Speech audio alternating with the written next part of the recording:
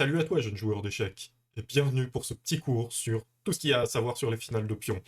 Grosso modo, tu vas voir ici toutes les techniques de base que tu peux appliquer en finale de pions, lesquelles sont gagnantes, lesquelles sont nulles, d'une façon vraiment très simple pour que tu comprennes très facilement.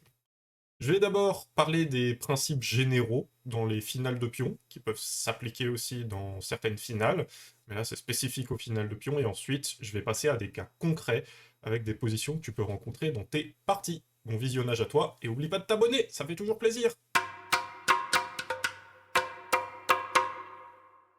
Ici on se rend compte que les blancs ont un pion de plus, néanmoins si on active l'évaluation de Stockfish, on se rend compte qu'il dit que la position est égale.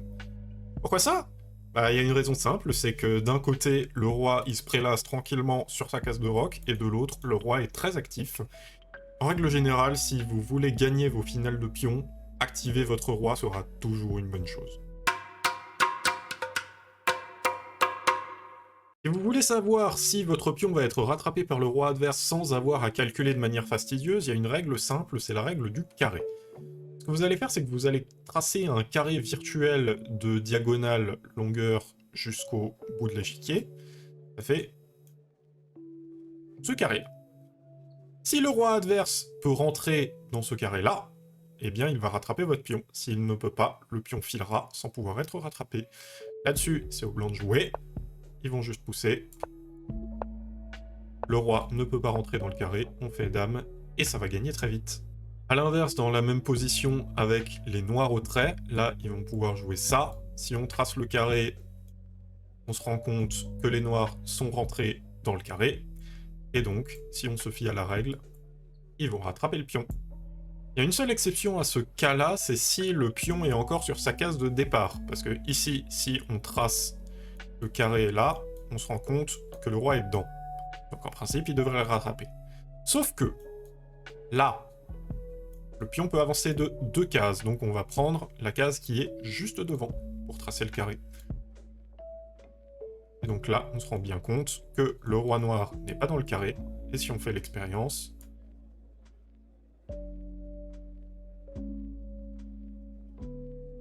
il ne rattrape pas le pion. Avec les blancs, dans cette situation, réponse A, je pousse le pion. Réponse B, je prends le pion.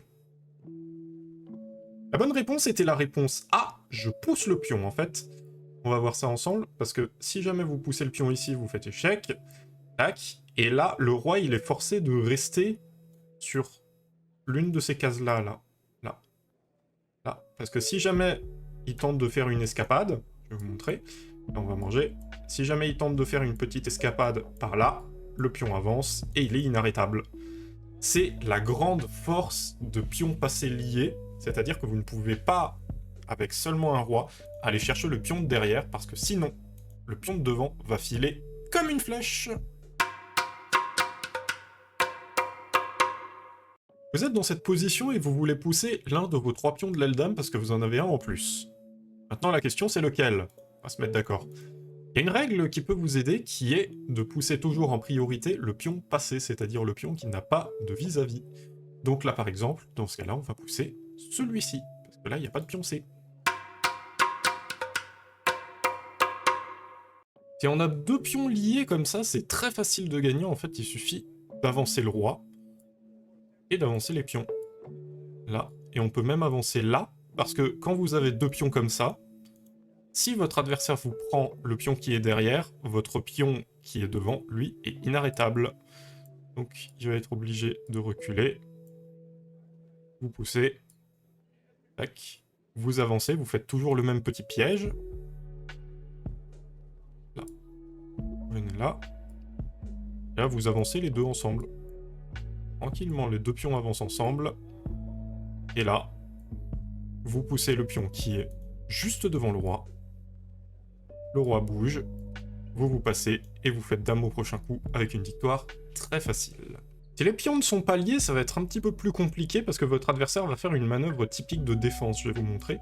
Donc là, vous allez jouer ça, vous allez avancer tranquillement. Votre adversaire, lui, ce qu'il va faire, c'est qu'il va faire des allers-retours sur les cases devant le pion, et quand vous le bloquez comme ça pour qu'il ne puisse pas accéder à cette case-là, il va venir en face de vous, il va prendre ce qu'on appelle l'opposition.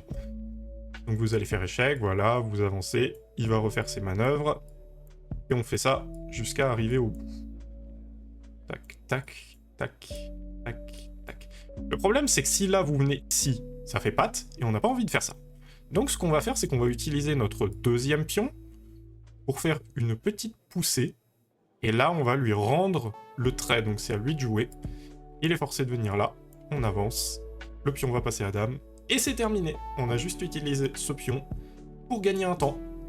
Du coup maintenant, comme on n'a plus qu'un seul pion et que le pion est devant le roi, malheureusement, on ne peut plus passer ces matchs nuls, parce qu'on va faire exactement la même chose qu'avant, donc on va faire la même manœuvre, donc je vais passer à côté du pion, les noirs vont faire des allers-retours entre ces deux cases, je viens sur un côté, il me prend en opposition, je fais échec, il revient devant le pion, etc. Et voilà. Et là, le problème, c'est qu'on se rend compte qu'on n'a pas le coup du pion qui nous permettait avant de gagner la partie, donc là, on a le choix. Soit on vient là et on fait match nul, soit on vient n'importe où d'autre, et dans ce cas-là, les noirs vont pouvoir nous piquer le pion, et malheureusement pour nous, annuler cette partie. On a vu tout à l'heure que quand le pion était devant le roi, ça ne posait pas de problème pour l'adversaire pour annuler. Maintenant, qu'est-ce qui se passe si le pion est derrière le roi? Eh bien, on va voir ça, mais je vais juste vous dire qu'ici, le résultat diffère selon qui a le trait. C'est-à-dire que on pourrait penser que si les blancs ont le trait, ils gagnent, et que si les noirs ont le trait, bah, ils réussissent à faire match nul, mais c'est l'inverse. Je vais vous montrer ça. Si jamais là, les blancs venaient à avoir le trait, que les noirs feraient juste, c'est qu'ils joueraient ceci, et qu'ils se contenteraient de jouer comme ça, en suivant le roi qui se déplace, en prenant l'opposition. Et si jamais le pion venait à avancer, eh bien, on se retrouvait dans la position qu'on a déjà vue, et vous savez déjà comment l'annuler. A l'inverse, ici, si c'est au noir de jouer, ils vont être un petit peu embêtés, parce qu'ils vont être forcés de sortir d'un côté. Donc ils vont aller là. Donc ce que vont faire les blancs, c'est qu'ils vont aller de l'autre côté, et qu'ils vont faire un passage, une sorte de pont pour le pion. C'est-à-dire que si les noirs viennent là, par exemple, là, les blancs vont faire échec, les noirs vont reculer, les blancs prennent l'opposition, et là, plus rien ne peut arrêter le pion. Dans le cas où le pion n'est pas directement derrière le roi, c'est pas grave, ça va même offrir un temps aux blancs, parce que là, s'ils doivent jouer, ils joueront ceci, et on retombe sur la position qu'on a vue juste à l'instant. On a déjà vu cette configuration-là tout à l'heure, mais sans les pions de l'autre côté, et on a vu que ça faisait nul. Maintenant, comment est-ce qu'on peut se servir de ça pour réussir à gagner? Eh bien là, on va faire, comme avant, on va se décaler légèrement sur le côté. On va faire une petite subtilité, on va se décaler encore un petit peu. Les noirs nous empêchent de venir, on est bloqué, on ne peut pas aller là à cause du pion. Et bien là, on va se servir de notre propre pion comme d'un appât. Et là, les noirs sont très embêtés, parce qu'ils ne vont pas pouvoir simultanément aller croquer le pion, et en même temps, empêcher notre roi de venir manger tout seul. Donc là, il va tenter de chercher ce pion-là, nous on rentre, et on va pousser nos pions, ça se gagne tranquillement. Merci à toi d'avoir visionné la vidéo, jeune joueur d'échecs. J'espère qu'elle t'aura plu, j'espère que tu auras appris quelques petits trucs, et que maintenant tes finales de pions se passeront beaucoup mieux. Sur ce, à la prochaine.